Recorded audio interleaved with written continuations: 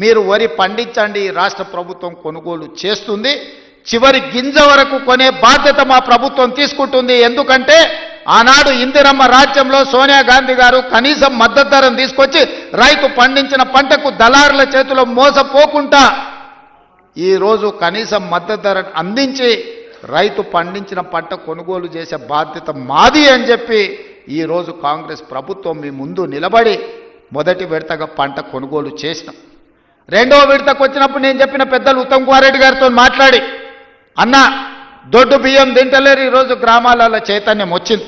రైతులు స్వయంగా 10 రూపాయలు ఖర్చైనా కూలికి పోయి ఉపాధి హామీ కూలీ చేసుకునే పేదలు కూడా ఈరోజు సన్న బియ్యంతో బుక్కడు అన్నం తింటుండ్రు.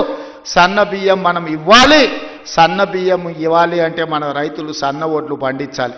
ఎందుకంటే తెలంగాణలో పండించే వడ్లు నాణ్యమైనవి, శ్రేష్టమైనవి. కానీ దొడ్డు బియ్యం పండిస్తే దొడ్డు బియ్యం తినే పరిస్థితి లేదు.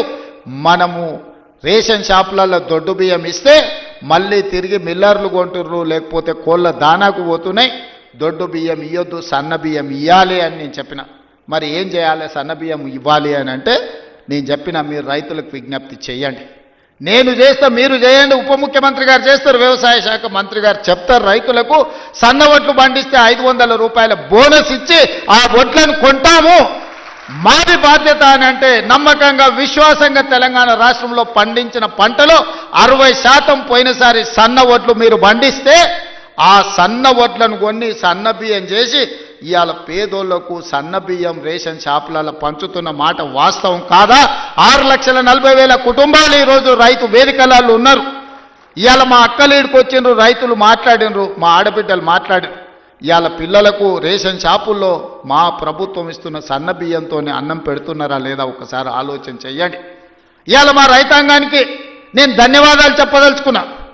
మీరు ఈ ప్రభుత్వం మీద నమ్మకంతో, విశ్వాసంతో బోనస్ ఇస్తారో ఇవ్వరో అని అనుమానం ఉన్నా మీరు సన్న వడ్లు పండించిండ్రు కాబట్టి ఆ సన్న వడ్లు ఇవాళ బియ్యంగా మారి పేదోళ్ళ కడుపు నింపుతున్నది అని అంటే రైతులు చేసిన ధైర్యం.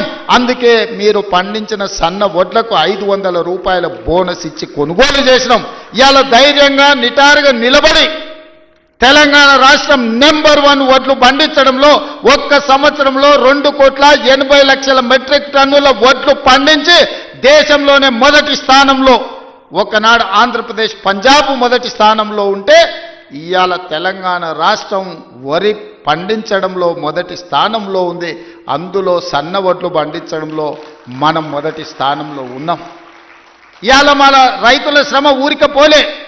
ఇవాళ మీరు కష్టపడి పండించిన సన్న వడ్లు బియ్యంగా మారి పేదోళ్ళ కడుపు నింపుతున్నాయి అని అంటే ఇంతకంటే రైతుల కళ్ళల్లో ఆనందం ఏముంటుంది?